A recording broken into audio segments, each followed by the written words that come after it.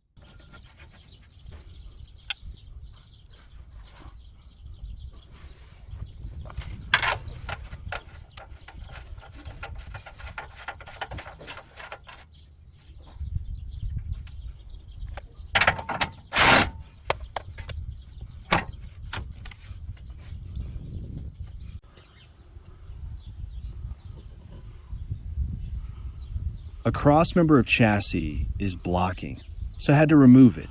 It was to protect exhaust pipe, so I thought it is okay to remove it.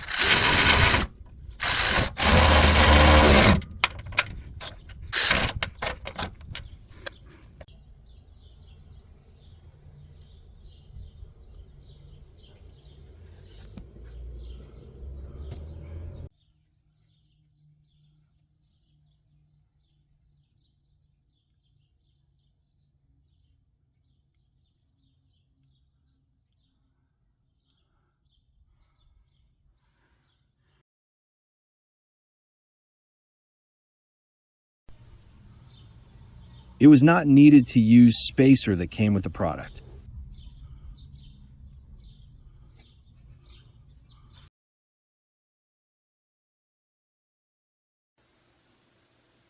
I found a problem with oil drain cover. Bolt was not going flush. The nut welded too far back. So I had to cut the cover and widen the bolt hole. That's the only complaint I have with this product. Thank you for watching.